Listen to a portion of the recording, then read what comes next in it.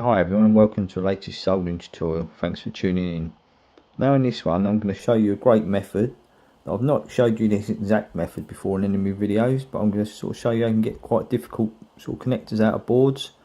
For instance, I'm going to do this PS2 USB connector down the corner here. This is the same connector standing on the desk. It's actually got 14 central pins and you've got 4 pins around the outside, so you've got 18 pins on this connector. Now to drop this out is it's pretty difficult. Now you could use a hot air gun, but I don't really like using them on the edge of boards because you can delaminate if you're not careful. Now I'm going to show you how to drop this out just with a soldering iron. Now it's a great method if done correctly, so I'll sort of take you through it step by step, and yeah, we'll go right through to the end and I'll show you the end results, and yeah, you should be pretty amazed at how easy this comes out with this method. So what we do, get straight on with step 1, and yeah, we'll see how that one goes. Right, so as you can see, we've turned the board over and you can now see the 18 joints on the back. So you've got the 14 central pins and you've got your 4 outer cam pins sort of around the outside. One thing I've also done to this board, I've fitted some PCB standoffs. They're a great item if yeah, your board's sort of uneven, or if you need to raise your board off the desk to drop something out. So as long as your board's got fixing holes, like you just about see one up this corner, if you've got 4 of them on your board, which a lot of boards have, fit some PCB standoffs, and yeah, it's a great way to level your board up and to drop things out. Easily available on the internet, so that's all you do, look for PCB standoffs. Anyway, so the next stage on this, I have to fit basically I'm going to get a sort of length of tin copper wire. I'm going to form an outer sort of rim right round all 4 joints, coming back to the start here. So that's the stage we do next.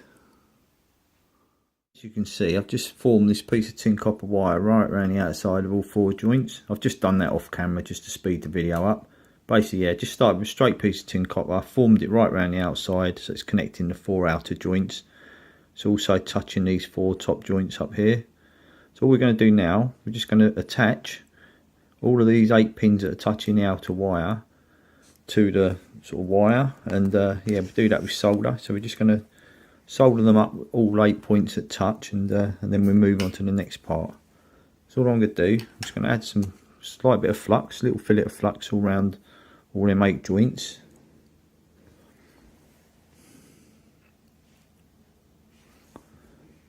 Yeah, just have a little bit on all the 8 that are touching the outer wire. This is just going to aid the solder.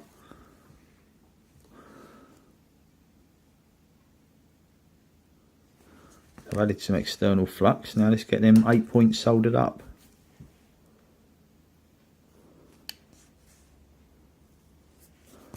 Just going to hold the wire down with tweezers while I do this. Just bring that back over. Once you get one tacked in place, it's sort of like aids you doing them all. So you've got some on that one. Now the others should be okay to do straight away, just with your arm without holding it down. Do this one over here. As long as it's touching the outer rim, that's all you want to do. We'll get all of them 8 points sort of soldered up. That's this stage then complete. Let's start a bit more on that one. Let's bring the central back to the camera. Let's get them top 4 done.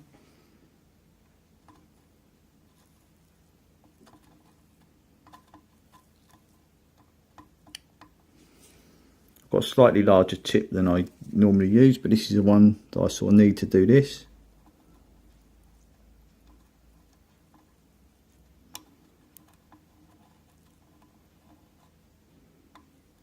So that's all them soldered up. Doesn't have to be that neat, but as long as you've got all 8 good joints. So the outer rim's now joined to all them 8 points, and that's this stage complete. So what I'll do, we now move on to the next part. Right, so moving on from the last stage, we've tacked the 8 joints onto the outer rim. I'm now going to do the centre of the connector. So what I've done here, I've got a piece of earth cable. Just going to take one piece of the inner core, this piece of wire here, just quite a thick wire. So basically I've got one of these. Any tin copper wire would do, doesn't have to be copper wire. And I've basically turned this into this shape down here. Now when I lay this on the board, you'll see why I've sort of shaped it like this. It's easy to do, so it's not a hard thing to do. I've just done this off camera. When I lay it in there, you see where we're going with it. It's basically any piece of tin copper, it don't have to be this sort of cable, but that's just what I've got laying around. I turned a piece of that like that into this, and so I'm going to lay that on the board now, and then you should see what's going to happen. As before, I'm just going to add some external flux to some of the points. I'm just going to add some to the corners. Let's just get the solder started easy. Put some up there, some down there. So what we do first, get the 4 corner points attached to that wire we've just laid in there. Again, I've got my quite large soldering iron tip. There is a few fumes coming off of this, so yeah, if you've got an extractor, that's a good thing.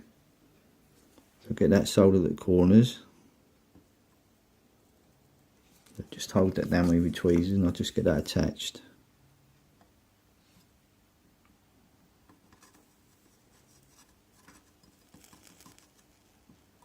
Again, once you've soldered one point, you should be able to do the rest with sort of relative ease. I'll just get one attached there. There's quite a few fumes coming off this because of the flux. I'll try not to add any more, so the fumes should calm down. Again, let's get that one attached. Do the other corner as well.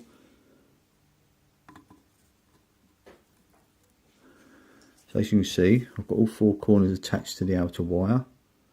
And now we can start filling up the channels, making sure we contact them pins.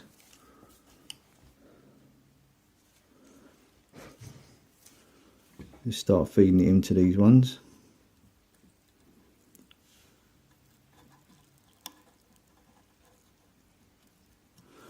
It takes a little bit of patience this, but you will get there.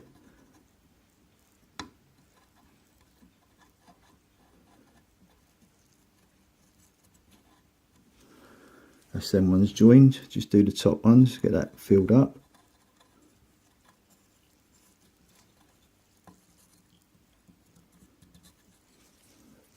So, like I say, it takes a little bit of patience, but stick with it.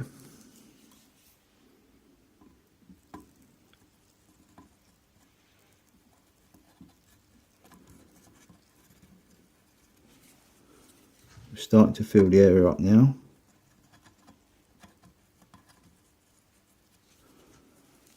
All you're trying to achieve is to attach all them pins. That's that area starting to fill.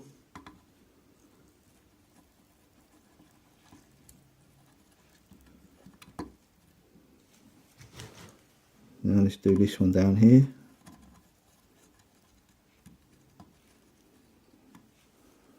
So it's nearly there now, just a slight piece up this corner, which we're not that bothered about, there's no pins up there. So I'm going to try and drop it out once I've got this last pin attached. Well, that's now attached in there. I'm going to try and drop it out like this. So basically all you do, put your iron on the top and just hold it there, but be patient. It will take a little while. Just get my hand underneath. All you've got to do, hold it on there. You don't have to move it about. That's going to melt all them pins at once. That should come out. Just be patient. There's quite a bit of solder going through to the barrel, so it will take a little while to reach through. I'm starting to feel it go now.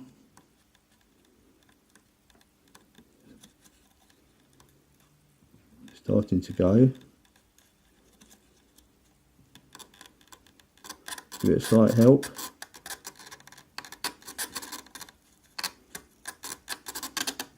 There you go.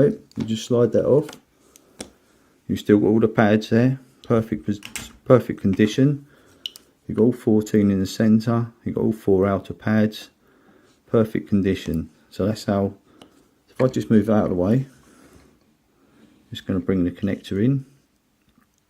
There's the underneath of the connector. No damage at all to that. You can reuse that if you wanted to. So basically, yeah, with this, be patient. The heat does take a fair while to transfer through the barrel. So yeah, and what I'll do, I'll quickly turn the board over. You can have a look at the other side. I'll just quickly bring it back into view and turn it over. Hopefully we can sort of focus in on that. And there's the top side of the board, no damage at all to any barrels. So all you got to do now is clean them holes out, and yeah, you're good to go to fit a new connector.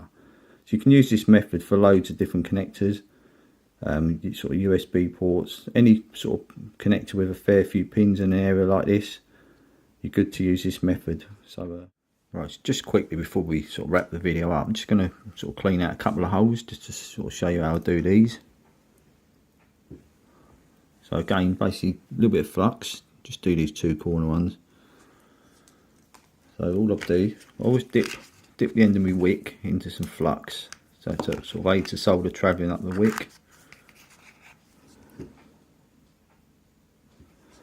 Yes, just dip your wick into some flux and sort of ready to go. Now if I've got a really large hole, I'm going to lay that on there, but I'm not going to do this corner hole.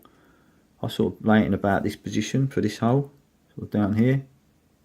And that way the sort of solder can go both ways. You can wick twice as much up at one time. Before these holes, I'm just going to place it on the end like that. So I put a tiny bit of sort of solder onto my iron. So I'm just going to do these two corner holes just to see how they go. So basically just lay it on the end. You don't have to press hard, just hold it there gently and just drag your blade slowly away. As you can see, got a perfectly clear hole. So we just do one more. So yeah, with these, you don't get much pad around. If you ever look around the top of the sort of barrel, you don't get a lot of pad going around the top. So one thing you don't want to do is sort of press the wick sort of into the barrel, because you can damage that top pad. Just lay it on there gently. So we just do the corner one. Same again, dip me sort of wick into some flux. And we'll just do one more. So again, just lay it right on the end. So let the solder travel up the braid. Give it a short while. If it doesn't sort of go first time, you can revisit it and do it again. Slowly drag it away. So as you can see, there's still some in that. So we do add some fresh solder to that hole and just try it again. Just be patient. One thing, don't sort of, like I say, don't press the wick into the hole. Just try this one more time. Just lay your iron on the top. Just be patient. Let the solder travel up the braid. And slowly start just pulling it away. So as you can see, second time it's got that hole perfectly clear. So yeah, like all soldering, just be patient and you will get good results. So anyway, I hope you enjoyed that sort of method for getting these connectors out. Like I say, even if I sort of went to the connector next to this one here, you can do the same again. All you've got to do is put your outer rim sort of round the outside, fill the centre up with a sort of tin copper wire or your copper wire, and yeah, you're good to sort of drop this one out as well. So it's good for all types of connectors, and as you can see, perfectly safe method with no damage. So key is be patient, take your time, and you will get good results. So anyway, I hope you enjoyed the video, and hope you sort of showed you a new method. And if you try it out, yeah, good luck with it. And yeah, what I'll do, I'll put some new sort of videos up in the near future. I'll put some photos up of all these stages for this video, sort of just after this sort of short chat. And I'll see you again in the near future. So until then, take care, and good luck with all your projects.